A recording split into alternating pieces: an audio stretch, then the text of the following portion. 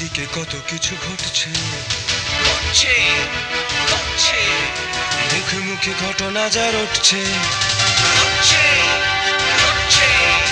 আড়ালে প্রকাশ্যে যা বলছে, তাই নিয়ে ক্যামেরা চলছে, ক্যামেরা চলছে, ক্যামেরা চলছে, ক্যামেরা চলছে।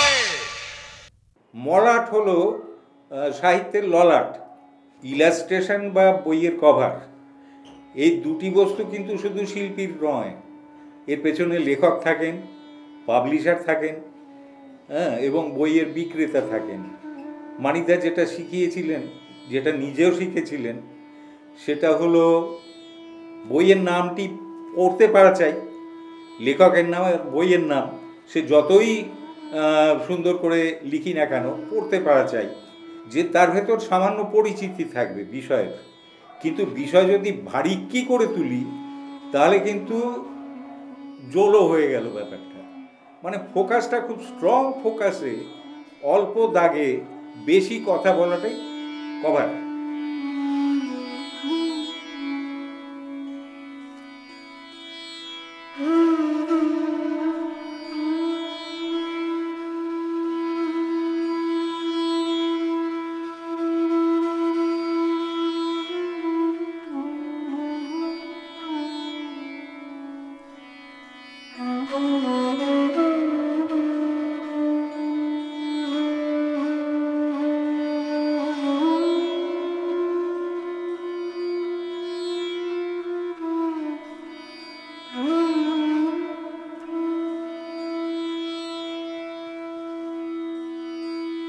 কারো হাতে কলম থাকে আর কারো হাতে তুলি। কেউ শব্দে গল্প বলেন আর কেউ বলেন রেখায়। যে রেখার প্রতিটি মোচড়ে লুকিয়ে থাকে একটা সময়, একটা অনুভব, একটা জগৎ।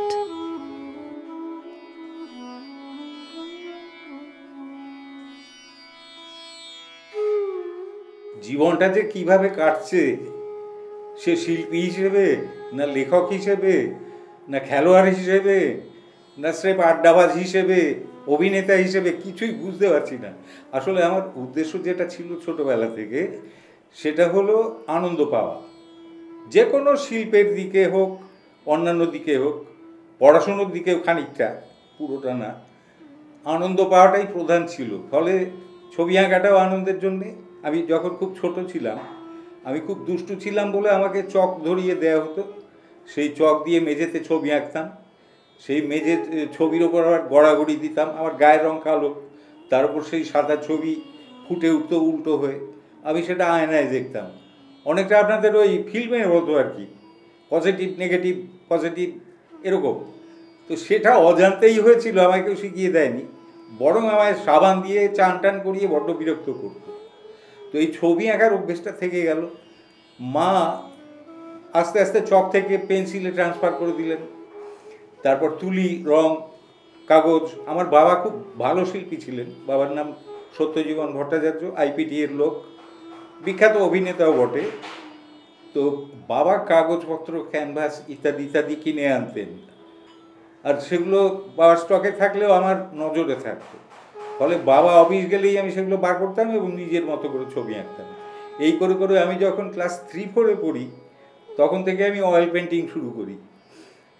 পরে বুঝতে পারি আস্তে আস্তে যে ছবি আঁকাটা খুব সোজা নয়। আমি অবশ্য খেলার চলে নিয়েছিলাম,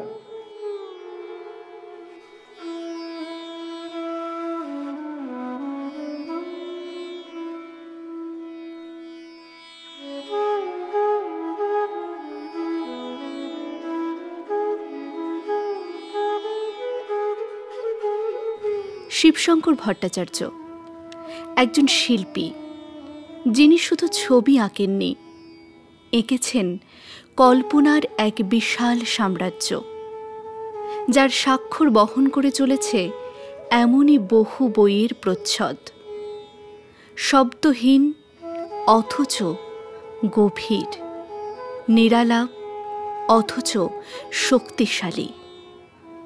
তার রেখাগুলো আমাদের মনে করিয়ে দেয় ভুলে যাওয়া শৈশব, সাহিত্যের সুবাস আর এক হারিয়ে যাওয়া বাংলাকে। এ গল্প রেখার, স্মৃতির আর এক নিঃশব্দ প্রতিভার।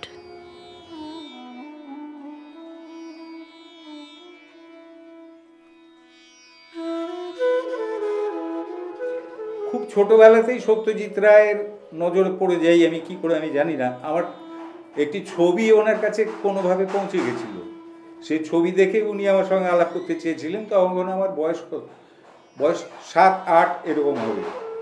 আমি জানতামও না সত্যজিৎ রায় কী জিনিস। তো আমি গেছি, বিশাল লম্বা লোক। তা তার ঘরে গিয়ে আমি তো বই দেখছি, এটা দেখছি সেটা দেখছি। আমার পেছন পেছন একজন লোক ক্যামেরা নিয়ে হাঁটা শুরু করে দিলেন। তিনি খালি খচখচ করে তুলে যাচ্ছেন আমার ছবি। আমি খুব বিরক্ত হয়ে একবার বললাম, কি হচ্ছে গিয়ে এসব? হ্যাঁ, খুব গম্ভীরভাবে। 7 বছর বয়সে আমি যথেষ্ট গম্ভীর ছিলাম, এখন আর নেই। তো সত্যজিৎ রায় জিজ্ঞেস করলেন, চা খাবে না শরবত খাবে? আমি বললাম, আমি আগে শরবত খাবো, পরে চা খাবো, মানে কোনোটাই বাদ যাবে না। তো সত্যজিৎ রায় খুব হাসলেন, হা হা করে হেসে।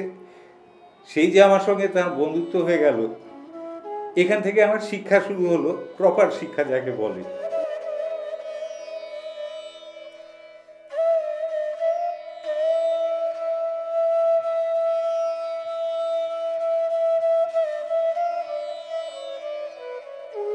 প্রথাগত শিক্ষা ছাড়াই ইলাস্ট্রেটর হয়ে ওঠার কাহিনী। এই লাইনগুলো শুধু আঁকা নয়, এ যেন সময়ের সাক্ষ্য।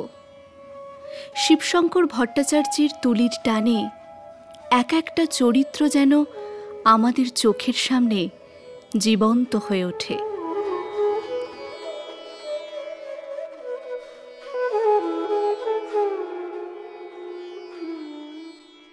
আমি তার আগেই যথেষ্ট ছবি টবি আঁকি এবং আমার ছবি ছাপাও হয়। কিন্তু ডিগ্রি কোর্স শেষ হয়ে যাওয়ার পরে আমার বাড়ি থেকে বলা হলো যে এবার তুমি আর্ট কলেজে গিয়ে একটা ডিগ্রি নিতে পারো। আমি সেই অ্যাডমিশন টেস্টে ফেল করলাম, কিন্তু আমার ছবি আর পাওয়া গেল না খুঁজে। ফলে আমি গিয়ে চ্যালেঞ্জ করেছিলাম আর্ট কলেজের প্রিন্সিপালের কাছে, চিন্তামণি কর। তার কাছে বলেছিলাম, আমায় ফেল করালেন কেন, আমার ছবি কোথায়? আমি তো একদম আলাদা রকম এঁকেছিলাম, আপনারা যা বলছিলেন তাই, কিন্তু আমার নিজস্ব স্টাইলে। তো একেবারে ফেল করিয়ে দেবেন? হ্যাঁ, অন্তত 10 জনের মধ্যে তো থাকতে পারতাম। তো আসুন আমরা দুজনের ছবি আঁকতে বসি, আপনিও আঁকুন আমিও আঁকি। তো এই ঝগড়াঝাটি হয়েছিল। মানিকদা সেটা খুব ভালো করে জানতেন, বলেছিলেন বেশ করেছো, এরা সব ছক বাঁধা শিল্পী। কিন্তু আমি বুঝেছি যে বড় শিল্পীরা আমাদের সকলেরই গুরু। তাদের কিছু না কিছু এমন গুণ আছে যেগুলো না পেলে একজন পরিণত শিল্পী হওয়া যায় না। ছবি আঁকার সময় কি ভাবতেন? কিভাবে গল্পটাকে ছবিতে ধরতেন? ইলাস্ট্রেশন করবার সময় কোন চরিত্রকে ফোকাসে রাখবো, কাকে আউট অফ ফোকাস করে দিলে ভালো হয়, কে লং শটে যাবে, কে মিড লং শটে যাবে, এগুলো সবই ক্যামেরার ব্যাপার। কিন্তু ছবি আঁকতে গেলেও সেটা দিব্যি দরকার হয়। জিত্রু বলে একজন আদিবাসী গুরু, তিনি ওই আপনাদের পেছনে যে কাঠ খোদাইটা দেখা যাচ্ছে দেয়ালে, সেটা তার করা। মধ্যপ্রদেশের বস্তারে সেই দরিদ্র শিল্পীটি কাজ করেন। আমি তার পাশে বসে বসে শিখেছি কি করে এইটুক জায়গার মধ্যে পুরো একটা জীবন, একটা মানুষের জীবন ফুটিয়ে তোলা যায়। আদিবাসীদের ফ্রেম হয় অনন্ত, এবং সেটাই কিন্তু শিল্পের ভবিষ্যৎ। অনেক শিল্পী বলেন যে কি সুন্দর এঁকেছে, একদম ফটো মনে হচ্ছে, তাহলে সে ছবি আমি আঁকবো কেন? সে ছবি আমি না এঁকে ফটো তুলবো। এবারে ছবির ভেতরে যে চরিত্র আছে, যে অন্তর্নিহিত রহস্য আছে ছবির ভেতর, সেটা যদি আমি ছবিতে আনতে পারি তবেই আমি ছবি আঁকবো।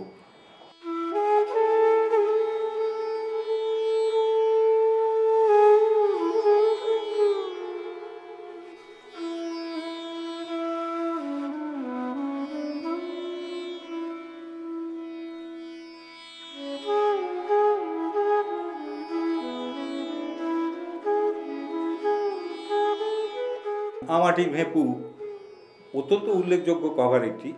লীলা মজুমদারের বিবিধ বইয়ের যে কভার মানিকদা করেছেন, রাজকাহিনী, শকুন্তলা, ক্ষীরের পুতুল, উপেন্দ্র কিশোরের টুনটুনির বই, সুকুমার রায়ের লেখা পাগলা দাশু, এগুলো মানিকদার করা। সেগুলোর মধ্যে সবকটাই তাই, খুব বেশি বিষয় যে থাকবে তার মধ্যে তা নয়, কিন্তু কিভাবে সেটাকে রাখছি অত্যন্ত সরল রঙে, সরল ছন্দে, সরল রেখায় ওই ফোকাসটাকে ফুটিয়ে তুলতে হবে, এটাই কভার।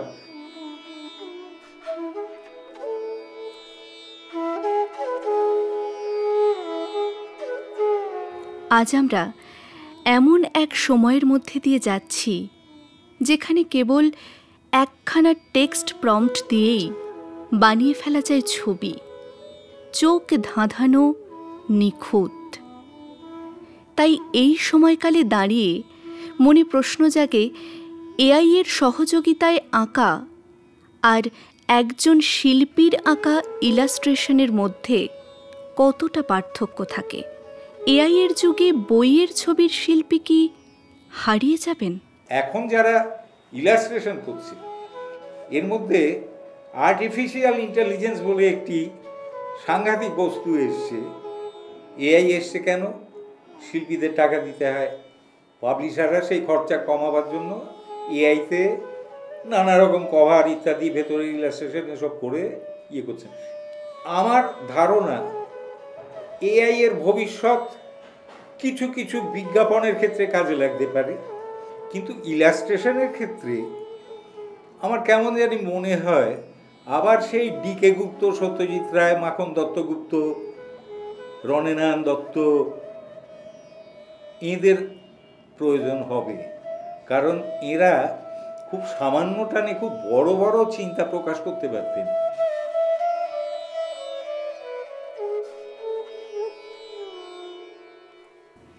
গল্পের মাঝখানেই বাস করে একজন শিল্পীর আত্মা।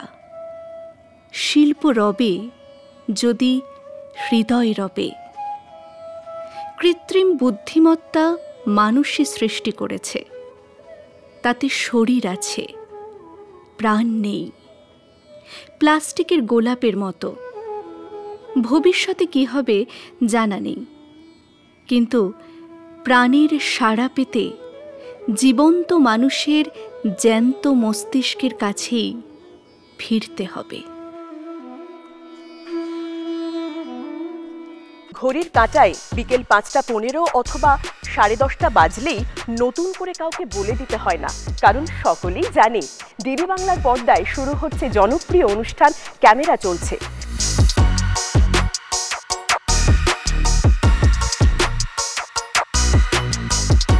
দেখতে দেখতে 25 বছর, সময়টা ছিল 2000 সাল। আছে সাইলেন্ট ফিল্ম প্রজেক্টর, সময়ের সঙ্গে বিবর্তিত মাইক্রোফোন, সারা বাংলার সাহিত্য, শিক্ষা, সংস্কৃতি সবকিছু নিয়েই টেলি ম্যাগাজিন। ক্যামেরা চলছে, শুধু তাই নয়, রয়েছে নানান রকমের ইন্টারেস্টিং গল্প।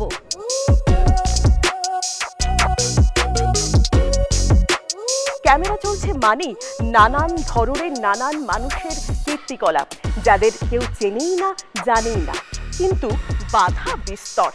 আর 25 বছরের সেই দুরন্ত যৌবন বাধা মানে না।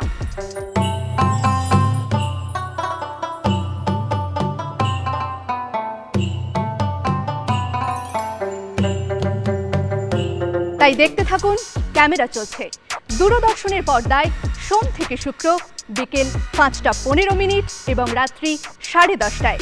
চিঠি পাঠান এই ঠিকানায় ক্যামেরা চলছে .2000@gmail.com। কথা দিচ্ছি আমরা পৌঁছে যাব আপনাদের ঠিকানায়।